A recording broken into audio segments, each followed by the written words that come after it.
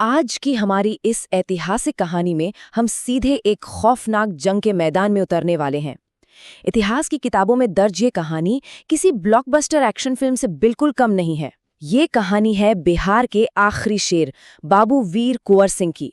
और मजे की बात यह है कि इसकी शुरुआत एकदम क्लाइमैक्स वाले सीन से होती है, जहां गंगा नदी के किनारे तोपें गरज रही हैं। अब जरा सोचिए, एक सच्चा और निडर योद्धा आखिर बनता कैसे है। अपने दिमाग में एक सीन इमेजिन कीजिए। एक 80 साल का बुजुर्ग जो बुरी तरह घायल है, चारों तरफ से दुश्मन के सैनिकों से घिरा हुआ है और एक ऐसा बलिदान देने जा रहा है जिस पर शायद किसी को यकीन ही ना हो। मतलब उस उम्र में इतना गजब का दुस्साहस, ये कोई आम बात तो बिल्कुल नहीं है। तो चलिए सबसे पहले बात करते हैं 1857 की उस चिंगारी की, जिसने इस पूरे विद्रोह की नींव रखी। उस अनहोनी घटना को समझने के लिए हमें पहले 1857 के भारत का असली सच समझना होगा। अंग्रेजों के राज में हालात सच में बहुत खौफनाक थे। उन्होंने इतने भारी और बेदर्दी वाले टैक्स लगा दिए थे कि बेचारे किसानों की तो जैसे कमर ही टूट गई थी। जो किसान पूरे देश के लिए अनाज उगा रहे थे, वो खुद भूखे मर रहे थे। और तो और सदियों पुरानी रियासतें और बड़े बड़े राज्य मिट्टी में मिलाए जा रहे थे। जाहिर सी बात है, जब लोगों से उनके मुंह का निवाला और सिर की छत छिनने लगेगी तो पूरे देश में भयंकर गुस्सा तो फैलेगा ही ना। और फिर हुआ भी वही। लोगों का यही दबा हुआ गुस्सा 1857 के उस भयानक विद्रोह के रूप में ज्वालामुखी की तरफ फूट पड़ा। भारतीय सैनिकों ने बगावत का झंडा उठा लिया और बड़े बड़े शहरों में भयंकर अफरा तफरी मच गई। दिल्ली पूरी तरह से जंग की आग में जल उठी। कानपुर विद्रोहियों के कब्जे में आ गया और लखनऊ में तो जैसे अराजकता ही छा गई। मतलब चारों तरफ सिर्फ और सिर्फ हाहाकार मचा हुआ था। लेकिन इसी बीच उभर कर सामने आता है एक ऐसा नायक जिसके बारे में किसी ने नहीं सोचा था, बिहार का राजा। अब यहाँ एक बहुत ही दिलचस्प कॉन्ट्रास्ट देखने को मिलता है। देखिए, एक तरफ तो वो युवा उग्र विद्रोही सैनिक थे जिनका खून एकदम खौल रहा था, जो जोश से लबालब भरे हुए थे। और दूसरी तरफ बाबू वीर कुंवर सिंह, जिनकी उम्र लगभग 80 साल हो चुकी थी। बाल एकदम सफेद, शरीर बीमारियों की वजह से काफी कमजोर और ऊपर से खजाना भी लगभग खाली। अंग्रेजों को तो यही लगा होगा कि भाई ये बीमार और कमजोर सा दिखने वाला बूढ़ा राजा हमारा क्या ही बिगाड़ लेगा। लेकिन अंग्रेज एकदम गलत थे। जब विद्रोही सैनिक उनके इलाके यानी जगदीशपुर पहुंचे तो इस 80 साल के शेर ने अपनी उम्र और बीमारी को दरकिनार करते हुए एक ऐसा ऐतिहासिक फैसला लिया जिसने सबको चौंका दिया। उनका साफ मानना था कि स्वतंत्रता का फैसला ताकत से नहीं बल्कि साहस से होता है। और सच बताऊं, इसी एक दमदार विचार ने इस बूढ़े राजा को ब्रिटिश साम्राज्य का सबसे बड़ा बुरा सपना बना दिया।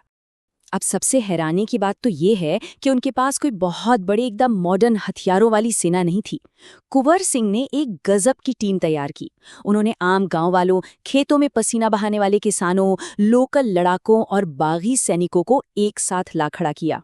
और जानते हैं क्या हुआ? इस मिलीजुली सी सेना ने अपने से कई गुना ज्यादा ताकतवर और एडवांस्ड हथियारों वाली प्रोफेशनल ब्रिटिश सेना के छक्के छुड़ाने शुरू कर दिए।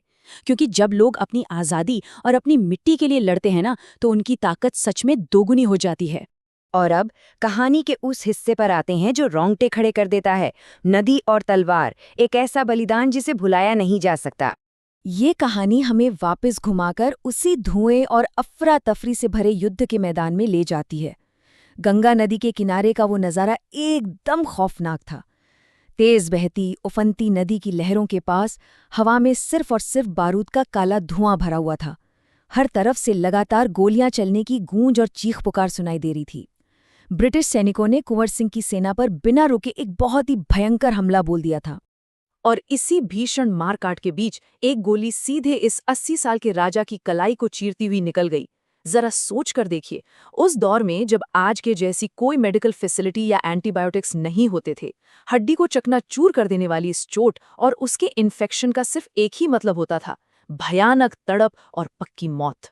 कोई भी आम इंसान ऐसी हालत में दर्द से हार मानकर सरेंडर कर देता, लेकिन कुंवर सिंह, उन्होंने अपने उस खून से लथपथ टुकड़े टुकड़े हो चुके हाथ को देखा और फिर अपने दूसरे हाथ से म्यान से अपनी वो पुरानी, भारी और तेज धार वाली तलवार बाहर खींच ली। और फिर उन्होंने एक ऐसा फैसला लिया जिसके बारे में सोचकर ही रूह कांप जाती है। बिना एक पल की भी हिचकिचाहट के उन्होंने अपनी ही उस भारी तलवार से अपना लहूलुहान हाथ काटकर शरीर से अलग कर दिया। और उसे पास ही बह रही गंगा नदी की तेज और विशाल धाराओं में एक भेंट के रूप में अर्पित कर दिया। बाप रे, ये एक ऐसा सीन था जिसने पूरे युद्ध के मैदान में सन्नाटा ला दिया। कहते हैं कि दुश्मन ब्रिटिश अधिकारी भी ये देखकर खौफ से कांप उठे थे।